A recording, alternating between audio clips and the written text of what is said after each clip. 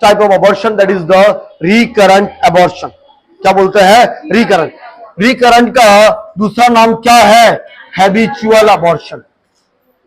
जब कंसिक्वेंटली, क्या कंसिक्वेंटली का मतलब क्या है? रेगुलर 3 से ज्यादा बार अबॉर्शन हो जाए तो उसको हम क्या बोलते हैं? रिकरेंट अबॉर्शन और हैबिचुअल अबॉर्शन। सत्य वचन कितने बार होना चाहिए? Regular 3।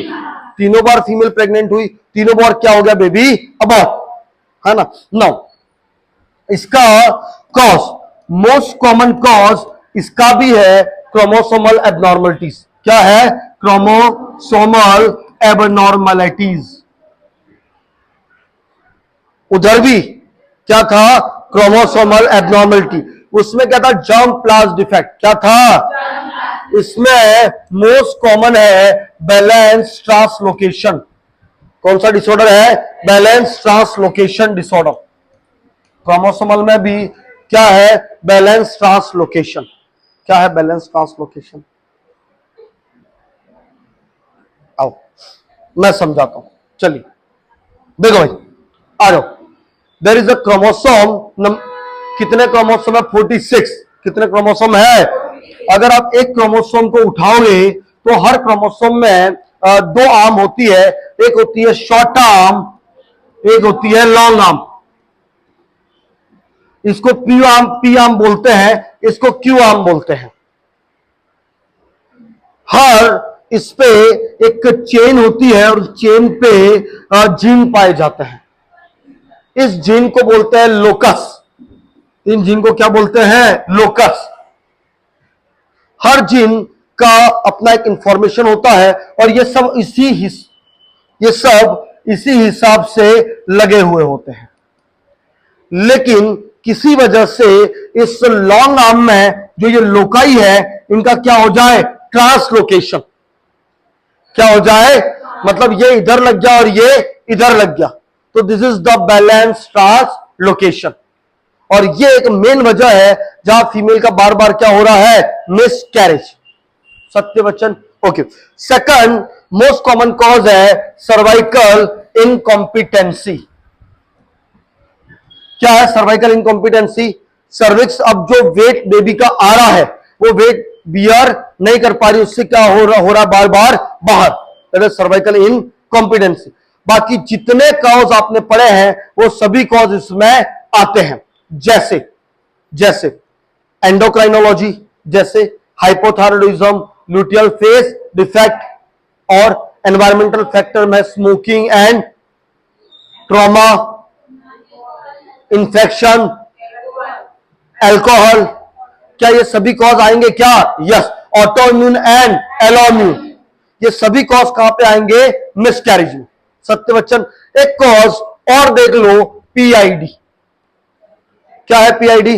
Pelvic inflammatory disease. If the female have the again and again pelvic inflammatory disease, तब भी क्या हो सकता है? Recurrent abortion. क्या है रिकरेंट अबॉर्शन? जब फीमेल को कंसिक्वेंटली कितने बार? 3 बार से ज्यादा बार बेबी अबॉर्ट हो रहा है तो उसको हम क्या बोलते हैं? सत्य वचन। नाउ सीधा I am coming to the diagnostic evaluation. यहां से क्वेश्चन आता है, हिस्ट्री एंड फिजिकल एग्जामिनेशन। हिस्ट्री में फीमेल क्या बताएगी? बार बार मतलब कितने बार? 3 बार। आई हैव द मिसकैरेज, है ना। क्या सीबीसी करवा सकते हैं? क्या?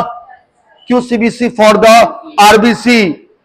कोई इंफेक्शन भी होगा तो डब्ल्यूबीसी काउंट बढ़ा हुआ मिलेगा। पीआईडी में भी डब्ल्यूबीसी काउंट बढ़ा हुआ मिलेगा। Haemoglobin, okay. नाउ क्या हम यूएसजी कर सकते हैं? क्या? यस। यूएसजी क्यों करेंगे? टू आइडेंटिफाई कोई एनी ब्लॉकेज तो नहीं है, कोई ब्लॉकेज तो नहीं है। इसके लिए हम करते हैं HSG। यूएसजी में भी हम क्या करते हैं?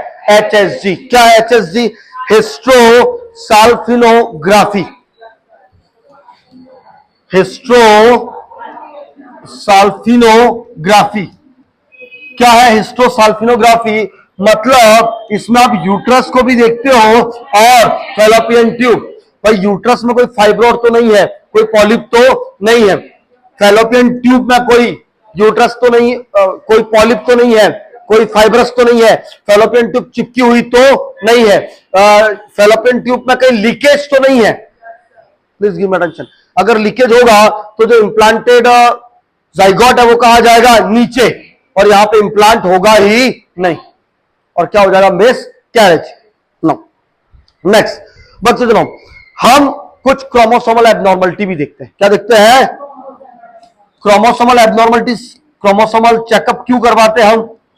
कि भाई तुम्हें याद है मोस्ट कॉमन कॉज क्या है? क्रोमोसोमल। तो हम ये भी पता करते हैं कि कोई क्रोमोसोमल डिफेक्ट तो नहीं है। हम LH, FSH एंड प्रोजेस्टेरॉन का लेवल भी चेक करते हैं। क्यों? याद है ल्यूटियल फेज डिफेक्ट जिसमें प्रोजेस्टेरॉन का लेवल क्या था? कम। तो इसके लिए हम इनका लेवल भी चेक करेंगे। चलिए, okay. Now the certain genetic counselling. क्या करेंगे? Genetic counselling. क्यों जेनेटिक काउंसलिंग करोगे? क्रोमोसोमल है क्या? यस। तो इतना कुछ हम डायग्नोसिस। ओके, VDRL टेस्ट भी करते हैं। क्यों करते हैं VDRL? Venereal disease. वही पेशेंट को कोई विनरल डिजीज तो नहीं है, उसकी वजह से मिसकैरेज होते हैं। इन सभी का पता लगाओगे कि बार बार क्यों हो रहा है। बार बार का मतलब 3 बार से ज्यादा। सत्य बच्चन। Okay, now I am coming to the management. I am coming to the management. सबसे पहला मैनेजमेंट मैं बताना चाह रहा हूं PID का। किसका बताना चाह रहा हूं? PID। PID क्या है? Pelvic inflammatory disease. समझ लेना। PID में कैप्सूल देते हैं डॉक्सीसाइक्लिन। क्या देते हैं? डॉक्सीसाइक्लिन देते हैं 100 mg की। 100 mg की। और इसके साथ देते हैं मेट्रानिडाजोल। क्या देते हैं? मेट्रानिडाजोल, है ना। और एंटीबायोटिक चलाते हैं सेफ्ट्राजोन 250 mg या 500 mg। क्योंकि PID, लुक, इनफर्टिलिटी का भी मेन कॉज क्या है? PID। अबॉर्शन में भी मेन कौन रोल अदा करेगा? PID। सत्य वचन। तो सबसे पहले हम किसको ट्रीट कर रहे हैं? PID। अगर सुनो, क्रोमोसोमल एनोमलीज, हमको पता है कि मोस्ट कॉमन को कॉज क्या है? Chromosomal anomalies. तो हम करते हैं एमनियोसिंथेसिस या कॉर्डोसिंथेसिस। एमनियोसिंथेसिस क्या है? एमनियोटिक फ्लूइड को क्या करते हैं? बाहर निकालते हैं, और उसमें क्या देखते हैं? Genetic structure. क्या देखते हैं? अगर जेनेटिक स्ट्रक्चर एबनॉर्मल है तो हमको आइडिया लग जाएगा, यस, मिसकैरेज किसकी वजह से हो रहा है। तो आने वाले समय में जेनेटिक काउंसलिंग करोगे। क्या करोगे? Genetic counselling. नो। नेक्स्ट, मैंने तुम्हें बोला अभी कि एक फैलोपियन ट्यूब में अगर कहीं कुछ प्रॉब्लम है तो यहां से क्या लीकेज करके नीचे आ सकता है क्या? तो उसको बंद करने के लिए हम एक प्रोसीजर करते हैं that known as the metroplasty. क्या करते हैं? मेट्रोप्लास्टी। क्या है मेट्रोप्लास्टी? एक है सल्फिंगोप्लास्टी। सल्फिंगोप्लास्टी में किसको रिपेयर करोगे? Fallopian tube. मेट्रोप्लास्टी में यूट्रस। मान लो यूट्रस में फाइब्रॉइड है, मान लो यूट्रस में पॉलिप्स है, तो उसको रिपेयर करने के लिए हम क्या करते हैं? मेट्रोप्लास्टी। मान लो यूनिकॉर्नेट यूट्रस है, सेप्टेड यूट्रस है, अंदर क्या है? कोई सेप्टम। तो उसको हटाने के लिए हम यूट्रस को रिपेयर करते हैं, और उस प्रोसीजर को क्या बोलते हैं? मेट्रोप्लास्टी। एंड फैलोपियन ट्यूब को सल्फिंगोप्लास्टी। आ रहा है? नहीं आ रहा है? ओके। नेक्स्ट, अगर मान लो सर्विकल इनकम्पिटेंस है, क्या है? तो सर्वाइकल इनकम्पिटेंस के लिए हम कौन सा ऑपरेशन करते हैं? Cervical and cerclage operation. याद है क्या? सर्विक्स को इधर से भी बांधा और इधर से। McDonald and Shirodkar. McDonald and Shirodkar suturing. Okay. मान लो अगर ल्यूटियल फेस डिफेक्ट है, क्या है? क्या है ल्यूटियल फेस? Corpus luteum. तो उसमें हम प्रोजेस्टेरोन के इंजेक्शन देते हैं। क्या देते हैं? प्रोजेस्टेरोन के इंजेक्शन या प्रोजेस्टेरोन चढ़ाते हैं। अगर फीमेल को हाइपोथायरॉइडिज्म है, फीमेल को क्या है? तो हम थायरॉइडिज्म T3 T4 की मेडिसिन देंगे, थायरोक्सिन 25-50 जो भी है ना। अगर फीमेल को डायबिटीज है, क्या है? तो metformin, oral hypoglycaemic agent. Ketoacidosis करता है,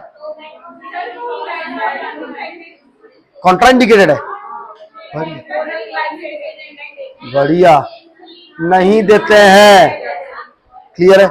metformin is never given to the pregnant woman. क्यों नहीं देते हैं?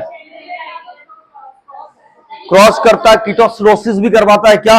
यस सर, है ना, इस वजह से नहीं देते। No, okay next. अगर कोई और डिफेक्ट है, जस्ट लाइक कौन सा डिफेक्ट बच गया हमारा? कोई ऐसा पीआईडी हमने कर लिया, हमने और क्या कर लिया? अगर कहीं मेट्रोप्लास्टी है वो कर दिया, क्रोमोसोमल काउंसलिंग करवा दिया, और सर्वाइकल एंड सर्कलेज ऑपरेशन करवा दिया, और कुछ याद आ रहा है? ठीक है, almost okay. Provide the psychological support if the female have the recurrent and provide the psychological support. इतना ही करते हैं हम। डन। फीमेल को रेस्ट दोगे या नहीं दोगे?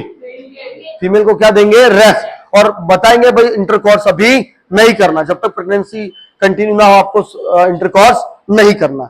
This is somehow your recurrent abortion. ये कौन सा टाइप है? सेकंड, जिसको हमने क्या बोला है? Recurrent abortion.